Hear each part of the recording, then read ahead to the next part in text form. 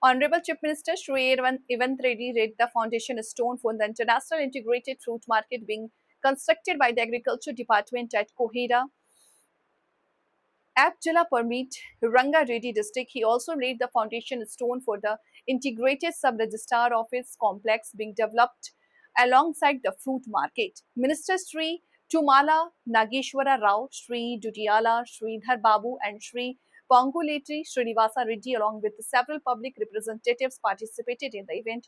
On the occasion, the Chief Minister addressed the gathering. Chief Minister Sri Revant Reddy stated that in view of the rapid expansion of the Hyderabad Outer Ring Road region, which now has a population of 13.4 million, the government is constructing an international standard integrated fruit market to meet the needs of the area. He said, we are developing this market across 240 acres with an investment of 23 crore, equipped with state-of-the-art facilities so that people coming from all parts of the state can access everything they need in one place. I am confident that the market will gain international recognition next only to the Samshabad International Airport. అందరికీ నమస్కారం. మిత్రులారా, ఈనాడు వ్యవసాయ marketing శాఖ మంత్రిత్వ శాఖలో Koheda integrated fruit market పనుల ప్రారంభోత్సవ కార్యక్రమాన్ని ఏర్పాటు చేసి ఈ కార్యక్రమానికి సభాధ్యక్షత వహించిన స్థానిక శాసనసభ్యులు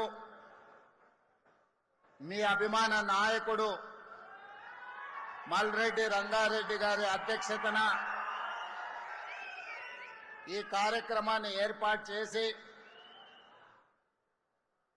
నాతో పాటు ఈ కార్యక్రమంలో రంగారెడ్డి జిల్లా ఇన్ఛార్జ్ మంత్రివర్యులు మిత్రులు దుద్దిల్ల శ్రీధర్ బాబు గారిని, వ్యవసాయ మరియు మార్కెటింగ్ శాఖ మంత్రివర్యులు పెద్దలు తుమ్మల నాగేశ్వరరావు గారిని, అదేవిధంగా రెవెన్యూ హౌసింగ్ శాఖ మంత్రివర్యులు మిత్రులు పొంగులేటి శ్రీనివాసరెడ్డి గారిని, స్థానిక పార్లమెంట్ సభ్యులు చామల కిరణ్ రెడ్డి గారిని, శాసన మండలి చీఫ్ విప్ మిత్రులు మాజీ మంత్రివర్యులు పట్నం మహేందర్ రెడ్డి గారిని, అదేవిధంగా రాజ్యసభ సభ్యులు వేం నరేందర్ రెడ్డి గారిని, ప్రభుత్వ సలహాదారులు హరకర వేణుగోపాలరావు గారిని, అదేవిధంగా షాద్నగర్ శాసనసభ్యులు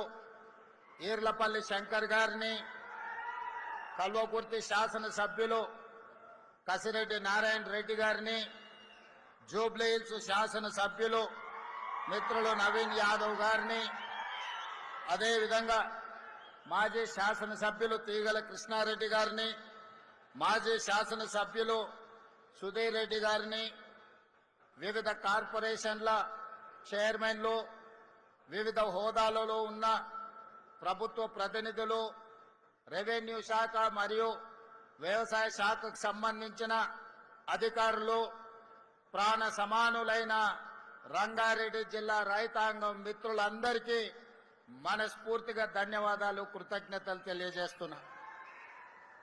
మిత్రులారా, ఒకనాడు రంగారెడ్డి జిల్లా అంటే హైదరాబాదు నగరానికి ఎవరొచ్చినా, ఏ జిల్లా నుంచి వచ్చినా, ఏ రాష్ట్రం నుంచి వచ్చినా, ఏ దేశం నుంచి వచ్చినా వాళ్ళకు పాలు కావాలన్నా, పండ్లు కావాలన్నా, కూరగాయలు కావాలన్నా, చివరికి పాలకూర కొత్తిమీర కావాలన్నా, ఏది కావాలన్నా రంగారెడ్డి జిల్లా ప్రజలే, ఈ రైతులు కష్టపడి సూర్యుడు ఉదయించక ముందే ఇంటి దగ్గర పాలు, పండ్లు, పూలు, కూరగాయలు అన్ని కూడా ఈ జిల్లా రైతాంగం కష్టపడి పండించి ఇంటి దగ్గర ఇచ్చేవాళ్ళు.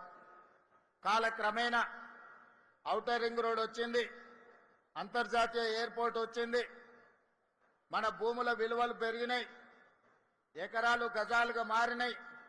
లేఅవుట్లుగా మారి ఈనాడు రియల్ ఎస్టేట్ పెరిగిపోయి వ్యవసాయం కుంటుపడ్డది.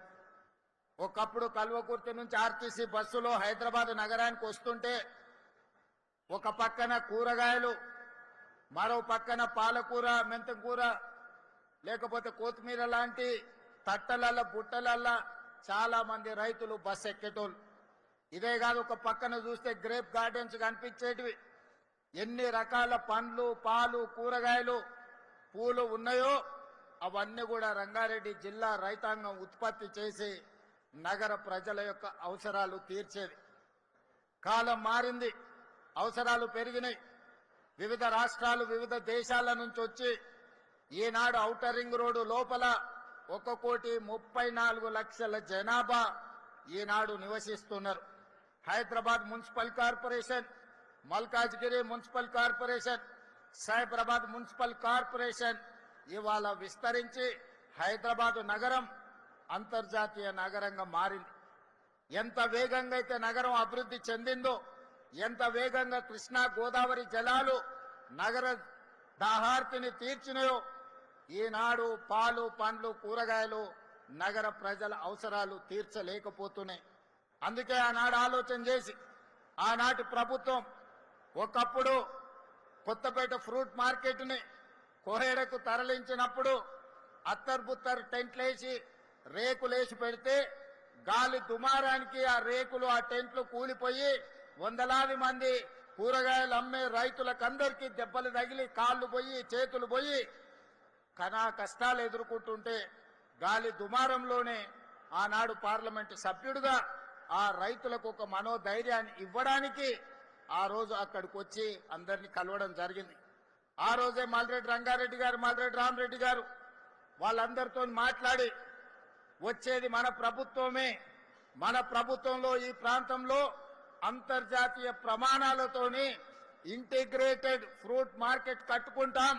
ఫ్రూట్సే కాదు, ఫ్లవర్సే కాదు, ఈ ప్రాంతంలో మీకు పోల్ట్రీ కావచ్చు, ఫిష్ కావచ్చు, చికెన్ కావచ్చు, మటన్ కావచ్చు, పాలు కావచ్చు, కూరగాయలు కావచ్చు, ఏమి కావాలన్నా నగరం నుంచే కాదు రాష్ట్రం నలుమూలల నుంచి ఎవరి ఇంట్లో పెళ్లున్నా, ఎవరి ఇంట్లో పండుగ ఉన్నా, ఏమి కొనాలన్నా ఇక్కడికి వస్తే అన్ని అందుబాటులో ఉండే విధంగా ఈనాడు 240 ఎకరాలలో 2,400 కోట్ల రూపాయలు వెచ్చించి అంతర్జాతీయ స్థాయిలో ఈ రోజు కోహెడా ఫ్రూట్ మార్కెట్ ను మనం ప్రారంభించుకుంటున్నామని చెప్పడానికి నేను సంతోషపడుతున్నా.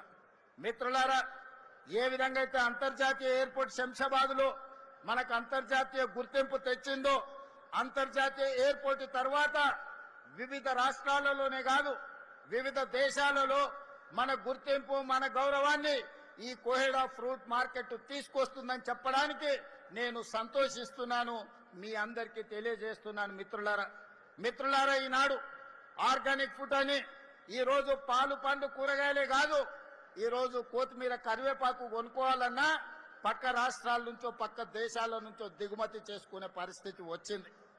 ఈరోజు మన రైతాంగం ఇవి పండించకపోవడం వల్ల మన రైతాంగం వడ్లు, మక్కలు, జొన్నలు, పరిమితమైన పత్తి, మిర్చి ఈ 4-5 పంటలే పండించడం వల్ల ఈరోజు విపరీతమైన ఒత్తిడి పెరిగి ఈరోజు ప్రజల కష్టాలు తీర్తలేవు.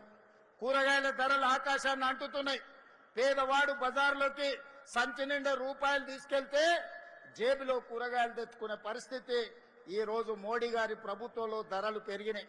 అందుకే ఈనాడు ప్రజలందరికీ ఉపయోగపడే విధంగా మన ప్రాంతాన్ని 30-40 ఏళ్ల క్రితం ఏ విధంగా అయితే కలకలలాడిందో వ్యవసాయంతో ఈ ప్రాంతంలో ఫ్రూట్ మార్కెట్ తో పాటు మంచి మంచి తోటలు పెట్టాలి.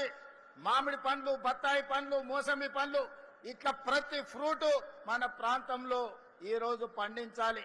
కందుకూరు ప్రాంతంలో టమాటాలు పండిస్తే బ్రహ్మాండంగా ఉంటాయి. ఆ ప్రాంతంలో ఒక సాస్ ఉత్పత్తి చేసే కంపెనీని కూడా తీసుకురావాల్సిన అవసరం ఉన్నది.